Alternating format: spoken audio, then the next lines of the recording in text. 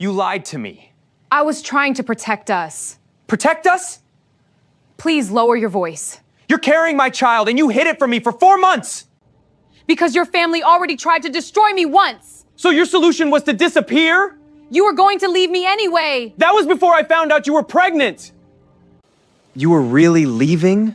The divorce papers were already signed. Then maybe I made the right choice. No. Junwoo? No. Because the moment I found out about the baby, you became the most important person in my life. I don't mean that. Then why have I spent the last 3 weeks searching every hospital in Lagos for you? How did you even find me? You dropped this the night you ran away. If this story already has your heart pounding, you are in the right place. Welcome to A Maid's Afro Case Stories, where every episode is built to break you open. Subscribe now, hit the notification bell, and let's go back to where it all began. 3 months earlier, Lagos smelled like rain and desperation. The debt collectors arrived at 11 in the morning. 2 men in white shirts with hard faces and a clipboard that held every number the Suleiman family had borrowed against hope. They stood at the gate of the modest compound in Surulere and spoke loudly enough for the neighbors to hear. And Zainab watched from the parlor window as her mother tried to reason with them in a voice that kept breaking. She was 26 years old, had graduated with honors from the Department of Architecture at the University of Lagos, and in that moment she had exactly 43,000 naira in her account. Not enough. Never enough. She stepped outside before her mother could be humiliated further. How much? She said flatly, standing between the men and her mother. Total. Today. The taller one looked at her like she was a distraction. 3.2 million. And the property assessment has already been filed. Zainab didn't flinch. She had learned very early that flinching cost you everything. Give me 2 weeks. You had 2 weeks 3 months ago. Her mother touched her arm. Zainab, go inside. I'm handling it. She didn't look away from the man. 2 weeks. I will have your money. They left, but the promise hung in the air like smoke. She had no idea how she was going to keep it. She found out 4 hours later. In the glass lobby of the Hanwoo Group Tower on Victoria Island. She had come to drop off architectural drawings for a renovation contract, the third freelance job she was running simultaneously. And while she waited for the project manager's assistant to collect the portfolio, she saw him for the first time. Han Junwoo walked through the lobby the way cold weather walks into a room. Tall, immaculately dressed in charcoal gray. Face carved like something expensive and untouchable. The staff parted. Conversations dropped to murmurs. He didn't acknowledge any of it. He simply moved, and the world adjusted around him. She would have forgotten him immediately. She had no patience for men who moved like they owned air. Except that he stopped. He stopped and he looked directly at her. Not with interest. With assessment. Like she was a calculation he was already solving. She looked away first. She had drawings to drop off and a mother to save. She didn't know that by evening, his assistant would be calling her number. The meeting happened in a private conference room on the 31st floor. Junwoo sat across from her with a manila folder on the table between them and spoke without preamble. My grandfather's will requires that the acting chairman of Hanwoo Group be married before assuming full executive control. The transition deadline is 8 months from now. I need a wife. A visible, credible wife who can handle public attention and not create scandal. Zainab stared at him. I'm an architect. I know. I had your background checked before you arrived. You had my background checked. I need someone outside the industry. Someone who has no political or financial alliances with any of the families already positioned against me. You're qualified by disqualification. He pushed the folder toward her. 1 year. Legal contract. You will live in my residence, attend required public engagements, and present as my wife. In return, 500 million naira deposited on the day of signing, and a further 500 on the day of dissolution. The number hit her like cold water. Her mother's debt was 3.2 million. She looked at him and he looked back at her, and neither of them pretended this was anything other than what it was. A transaction between two people who needed something the other could provide. I have conditions, she said. Something flickered behind his eyes. Barely. State them. My mother's debt cleared before I move in. Separate accounts. I keep my freelance work. And you don't touch me. The last one hung between them. Agreed, he said. I have one condition of my own. What? Whatever you feel. Whatever you think of me. In public it never shows. You smile. You stand beside me. You make it look real. She almost laughed. Almost. That's not a condition. That's basic acting. For a fraction of a second, so brief she almost missed it, something moved across his face that wasn't coldness. Then we understand each other, he said. She signed that night. The wedding was a media event dressed as a private ceremony. 20 guests, 40 cameras, and a photographer from 3 national publications. Zainab wore ivory and kept her expression serene and practiced the way she had practiced clinical detachment her whole life, by focusing on the end result instead of the moment. The ring was cold when he slid it on. She didn't look at him. Then at the press conference afterward, with cameras still firing and journalists leaning forward with questions about the surprise union, Junwoo turned to her without warning and kissed her. It was brief, precise. His hand at the small of her back, his mouth against hers for exactly 3 seconds. She went completely still. When he pulled back, his eyes said nothing, but his lips moved near her ear. Smile. Unless you want them to know this is fake. She smiled. The cameras loved it. The internet loved it more. By midnight, their wedding photo was trending in 4 countries with the caption, "The heir and the architect." She hated him comprehensively by the time the car door closed. The Hanwoo family residence sat in Ikoyi behind walls high enough to forget the rest of Lagos existed. Inside it was all cool marble tailored silence and staff who moved like shadows. Zainab was given the east wing bedroom, which was larger than her mother's entire house, and she stood in the center of it that first night feeling the specific loneliness of having everything except what she actually needed. She set up her drafting table by the window, put her architecture books on the shelf, folded her own bedding tightly the way her mother had taught her. Small acts of ownership in a space that did not belong to her. They avoided each other efficiently for the first week. Junwoo left early and returned late. She worked from the east wing and ate when the kitchen was quiet.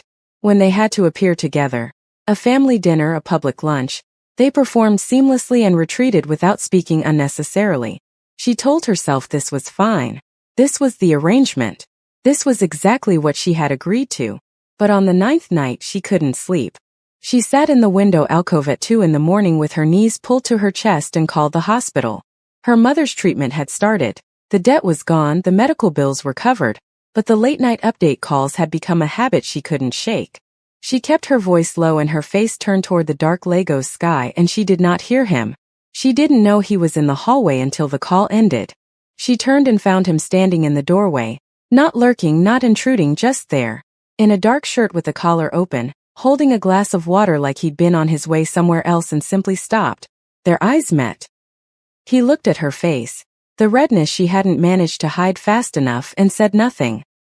He set the glass of water on the hallway table, pushed it quietly through the doorway toward her, and walked away.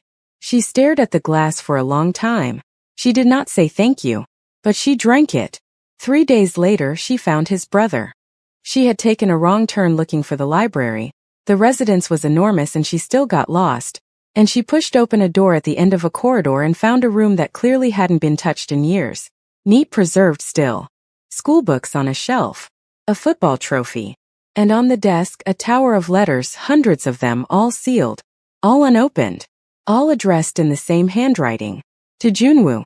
She stood there too long. Long enough for him to find her. Don't. His voice from the doorway was quiet, but the word had iron in it. She turned. His face was something she hadn't seen before, not cold. Stripped. Like something underneath the glass had been briefly exposed. "I'm sorry," she said, and she meant it. "I got lost." He crossed the room and closed the door behind her, gently, which somehow felt worse than if he'd slammed it. She thought about the letters all week. She thought about them when he was curt at dinner, when he answered calls in 3 languages without pausing, when she caught him staring out the window at nothing, late at night when he didn't know she could see him from the garden path below. She thought, there is a person inside this person. And the letters are from the last one who found him. She started asking his PA carefully placed questions. She put together the shape of it slowly. The younger brother, J1, dead at 19 in a car accident during a rainstorm. Junwoo had been driving. He hadn't been drinking, hadn't been reckless. It had simply been rain and a truck and a second that split a family into before and after. But the family had grieved in silence and blamed in silence, and Junwoo had carried it. She understood carrying things in silence. She understood it completely. She told him she knew, the night before the Hanwoo charity gala. She found him in the kitchen at an hour when the staff was gone, and she sat across from him and said, "I heard about your brother." He went very still. "I'm not going to tell you I understand what that feels like," she said. "I'm just telling you I know. And I don't think less of you for any part of it." He looked at her for a long time. "Everyone around me either leaves," he finally said, "or dies." She didn't offer comfort that would cheapen it. She simply sat with him in the quiet kitchen, and after a while he poured 2 cups of tea, and they talked about nothing, architecture, Korean summer rain, the sound Lagos made at 4 in the morning, until the sky began to lighten. It was the first real night they had ever spent together. She didn't realize until much later that it had permanently altered something between them. The gala itself was a trap neither of them saw coming. Junwoo's stepmother, Mrs. Eun-hee Han, was a woman who smiled beautifully and moved like someone always counting the exits. She had opposed Junwoo's appointment from the beginning.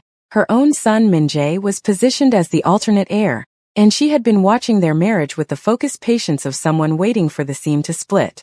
She hired the photographers herself. 3 of them embedded in the gala crowd, tasked with capturing proof that the marriage was performance. What they captured instead was something that confused all of them. Junwoo guiding Zainab through a crowd with his hand at her lower back. Bent close to murmur something that made her laugh. Actually laugh, the kind she didn't perform. Zainab fixing his collar in a side corridor because it had come undone. Her fingers quick and familiar. The 2 of them standing at the balcony railing at 10:30, close enough that the space between them wasn't really space. The photographers sent the images to Eun-hee's phone expecting congratulations. Instead, the images leaked to a media outlet by morning. The Hanwoo heir and his bride. The love story Seoul didn't expect. The comments section ran for pages. People were fascinated by her specifically. The Nigerian architect who had somehow thawed the coldest man in Korean industry. The internet decided they were in love before either of them had decided anything at all. Eun-hee watched the trending articles over breakfast with a smile that didn't reach her eyes. She began making different plans.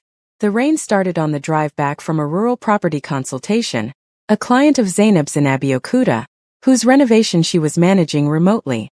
Junwoo had insisted on driving her himself after her regular driver fell ill, and neither of them had expected the road to flood or the car to hydroplane gently into a ditch on a stretch of road 40 minutes from the nearest town.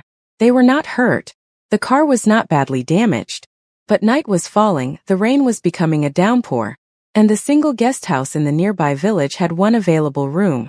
Zainab stood in the doorway of the room and looked at the single bed and said nothing. "I'll sleep in the chair," he said. "Don't be ridiculous, you're 6 feet tall." "Then I'll sleep on the floor." "Junwoo." He looked at her. She looked at him.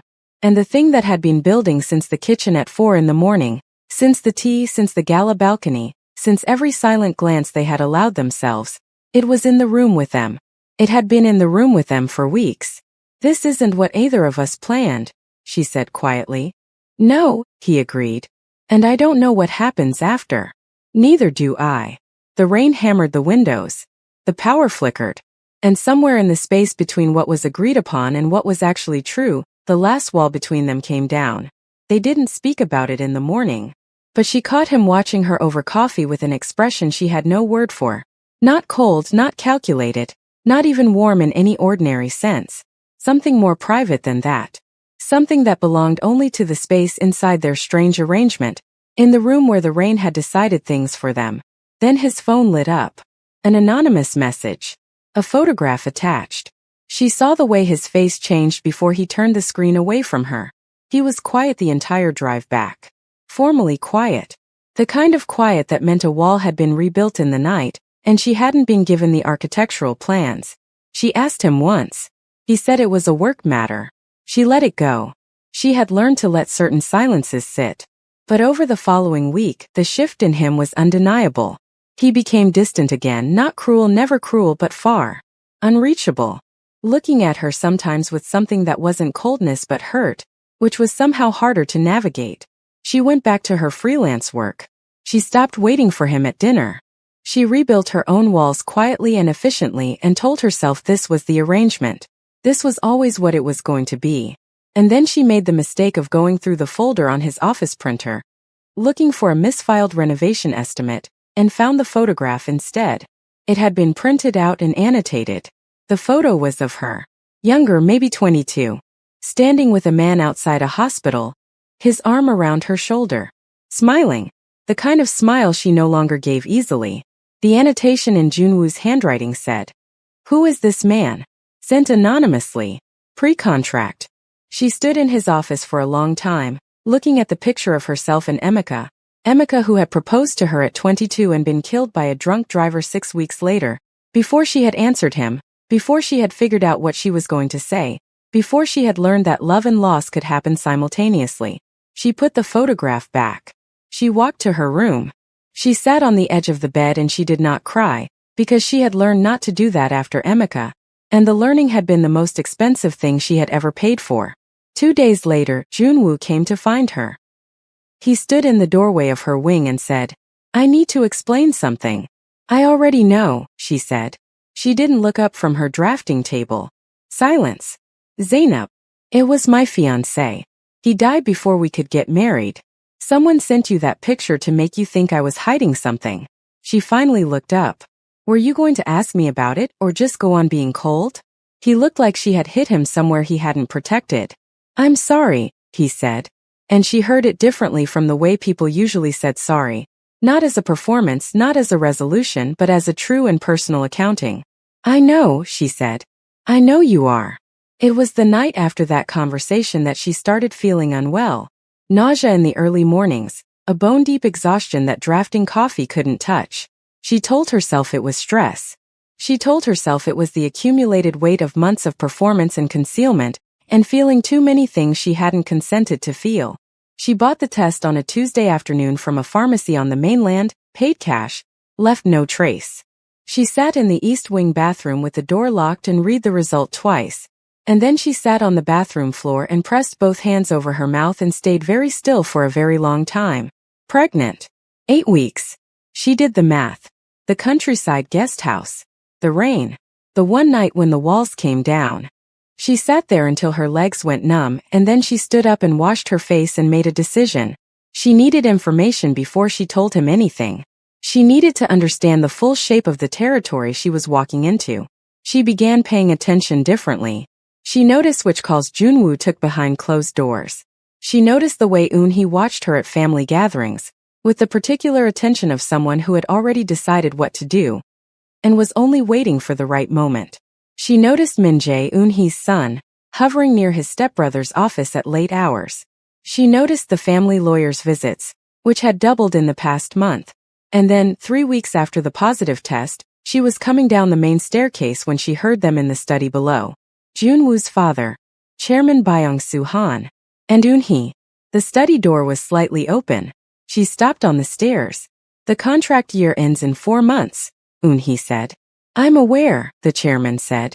"Once it ends, the marriage dissolves. That was always the plan. Junwoo may not want. It doesn't matter what Junwoo wants. She was a placeholder. Once the board ratifies his position, she becomes unnecessary." A pause. "Get rid of her quietly, cleanly. Make sure she signs whatever keeps her from talking." She heard the chairman's silence, which was neither agreement nor refusal, which meant it was probably both. She walked back up the stairs. She did not make a sound. She sat on the edge of her bed with her hands folded in her lap and thought about her mother, who had taught her that some doors, once they showed you what was on the other side, you could not unknow. She thought about Emeka, who had loved her and died and left her to learn surviving alone. She thought about the babies she didn't know yet, growing in her without permission or planning, in a house that had already decided she was disposable. She began making her own plans. She told herself it was logical. She told herself it was self-preservation. She told herself that Junwoo had signed the same contract, had heard the same terms, had always known this was temporary, and that whatever had happened between them in the rain was a complication she needed to contain, not a commitment she could afford to lean on. She told herself all of this in the mornings, When the nausea hit and she gripped the bathroom sink and breathed through it in silence. At night, when she heard him moving through the house, his footsteps that she had learned to identify by tempo, by weight, by what they meant, she told herself nothing. She simply listened. He noticed her withdrawal and misread it as distance, which was exactly what she needed him to do. But Junwoo was not, ultimately, a man who could be deceived by his own interpretations for long. He started doing small things. Leaving a book she had mentioned once on her drafting table. Asking about her mother's treatment without prompting.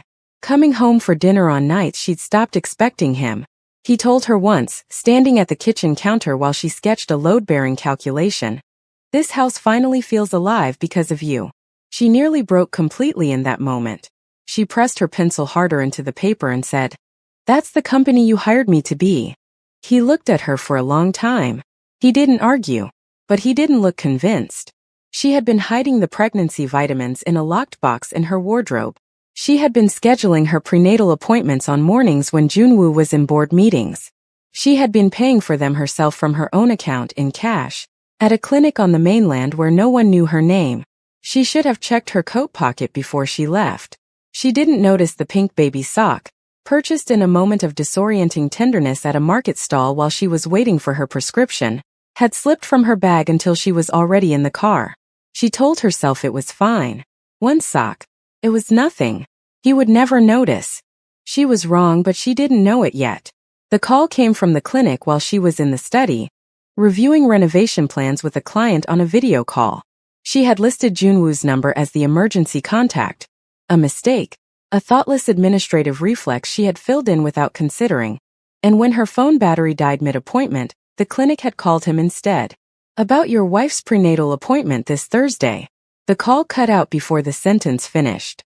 She found out when she came downstairs and saw him standing in the center of the living room. He wasn't moving. He wasn't doing anything. He was simply standing there with his phone in his hand, and an expression she could not read and had never seen on his face before. "Junwoo. How long?" She stopped on the bottom step.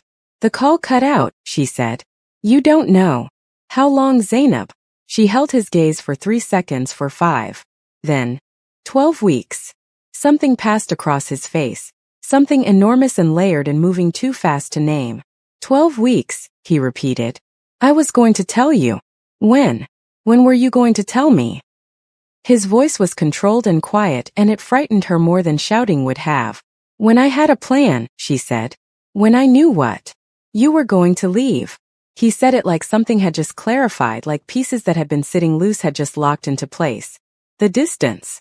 You were planning to leave. She did not answer. "Zainab, your family already decided to get rid of me," she said. "I heard your father and Eunhee. I know what the plan is. The contract ends and I disappear quietly and I sign whatever papers they put in front of me." Her voice was steady and she was proud of that. "I wasn't going to let them decide what happened to my child. Our child. That isn't how they see it. I don't care how they see it. Junwoo, this is my family. My child. And you were going to disappear without giving me the chance to." "To what?" She came down the last step. "To what exactly? Be angry that I complicated your arrangement? Tell me you'd protect me while your family moved against us? Sign more paperwork that meant nothing?" Her voice broke on the last word just slightly, and she hated herself for it. "I know how this ends. I have always known how this ends." He crossed the room in 4 steps and stood in front of her, and for one moment she was certain he was going to say something that would destroy her completely. Instead he said very quietly, "I'm in love with you." The silence after it was the loudest thing she had ever heard. "Don't," she whispered. "I'm not performing. I have no audience." He spread his hands. "There's nothing here except us and whatever this actually is. And what it actually is that I have been in love with you for weeks and I did not know what to do with it. And now you are standing in front of me telling me you were going to carry my child alone across an ocean because you were afraid. And I need you to understand that I am not my family." Her breathing was shaking. She could hear it. "You can't promise me." "I can promise you I will burn down every plan they have made without my knowledge." His jaw was set. "I can promise you that what happened to J1, what happened because people I trusted made decisions without telling me the truth, will never happen again. Not to you. Not to our child.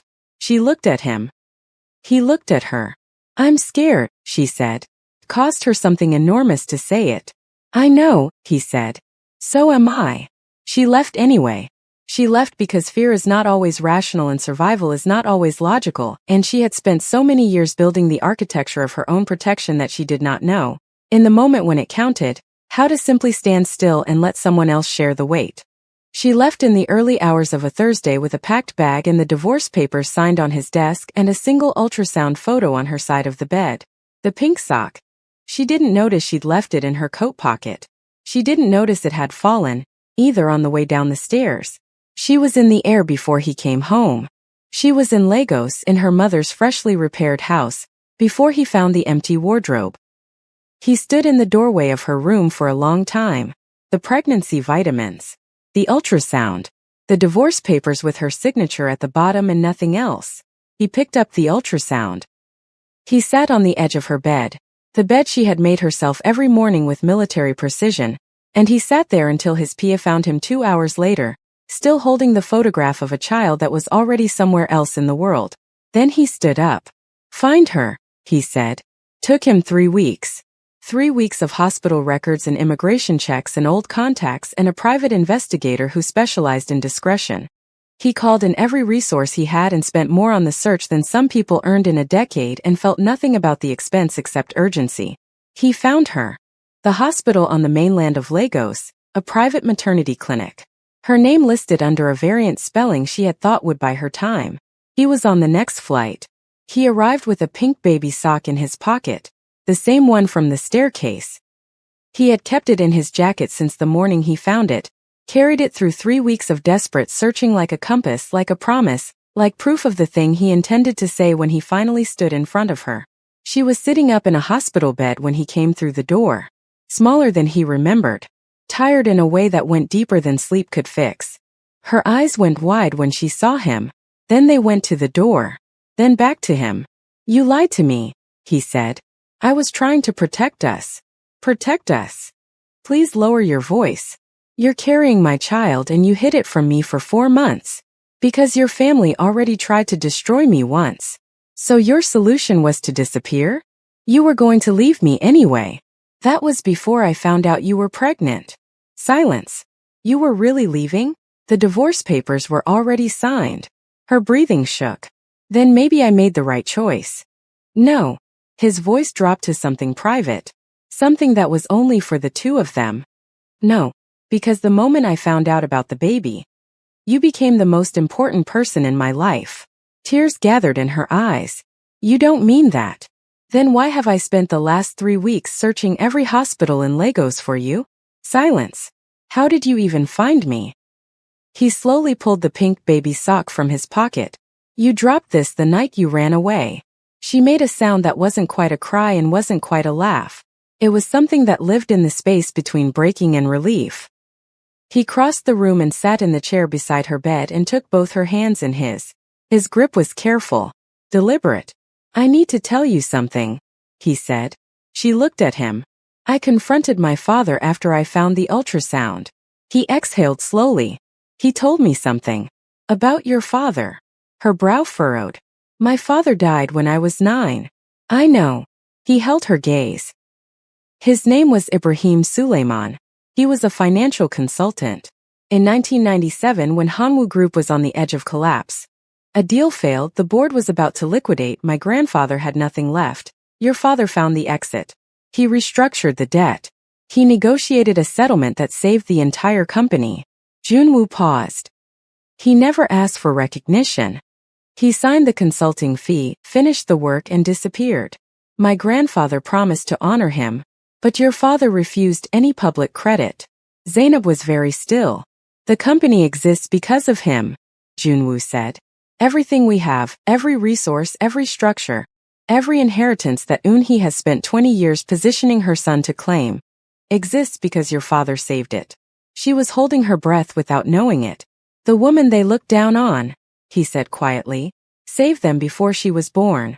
The tears that had been gathering finally fell. She didn't wipe them. She let them go. My father knew, Junwoo continued. He has known for years.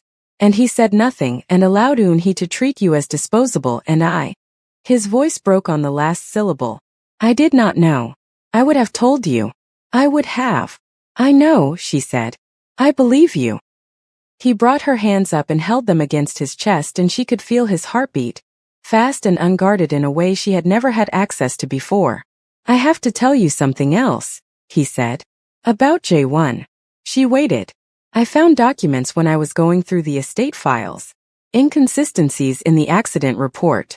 The mechanic who serviced that car, he was on Eunhee's personal payroll. The room went very quiet. Junwoo. I don't have full proof yet, but I will. And the reason it matters now, he looked at her steadily, is that the twins you're carrying are the direct Hanwoo heirs. Primary line.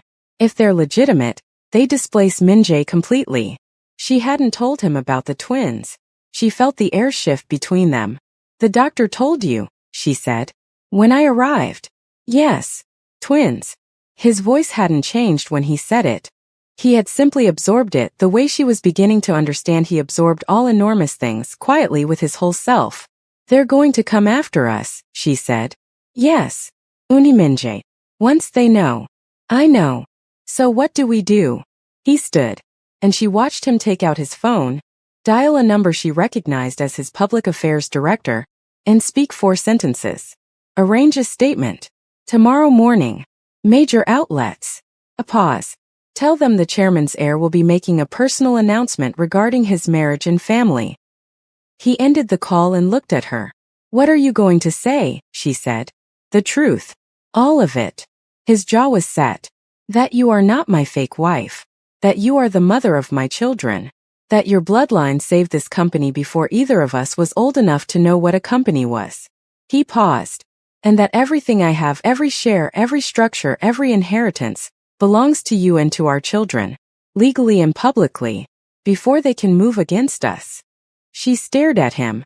That will cause a war inside your family. It is already a war. I'm simply choosing my side. Outside the window, Lagos moved in its loud and living way. Traffic and rain and the sound of a city that never fully went to sleep. She could hear it even through the closed glass. The life of the place her father had lived and worked and quietly saved a company in a faraway country without asking for anything in return. She thought about the architecture of things. About what held weight and what gave way. About the structures people built to protect themselves and whether those structures had to be walls or whether they could be something else, something shared. Something that could bear the load of 2 people instead of only 1. Okay, she said. He looked at her. I'm staying, she said. I'm not running again. Something in him settled. Something she had watched stay tense for the entire conversation finally exhaled. He sat back down beside her. Carefully. He reached out and touched her face, just briefly, his thumb along her cheekbone, and she let him. The next morning the statement went out at 9. Zainab Suleiman Han is no longer my contractual wife. She is the mother of my children, the future primary heir of the Hanwoo family trust, and the woman I intend to spend the rest of my life beside. I am making this public so that there is no further ambiguity about where my loyalties stand. The internet exploded. The board went into emergency session. Eunhee was on the phone with her lawyer within the hour. In the hospital room, Zainab read the statement on Junwoo's phone and felt something loosen in her chest.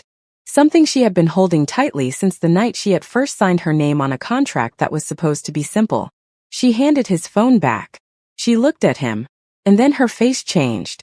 The color drained from it in a second, wrong, visibly wrong, and she pressed one hand to her side. Something's wrong, she said. He was already reaching for the call button. Already standing. Already calling for the nurse. Junwoo. Her voice was thin. Frightened. I'm here, he said. I'm right here. I'm not going anywhere. He held her hand. He did not let go. The monitors began alarming. Medical staff poured through the door. He stood at the edge of the room, gripping her hand through the controlled chaos, repeating the only thing he knew how to offer. I'm here. I'm here. I'm not going anywhere. The door closed. The hallway was silent. And outside the Lagos clinic, a black car with no plates had been parked since the early morning, watching the entrance. It was still there. If this episode had you gripping your phone from the first second, that is exactly what A Maid's Afro Case Stories is built for. Subscribe right now if you haven't already. Hit the notification bell so you never miss a part. And drop in the comments. Do you trust Junwoo? Because part 2 is going to test that completely. See you there.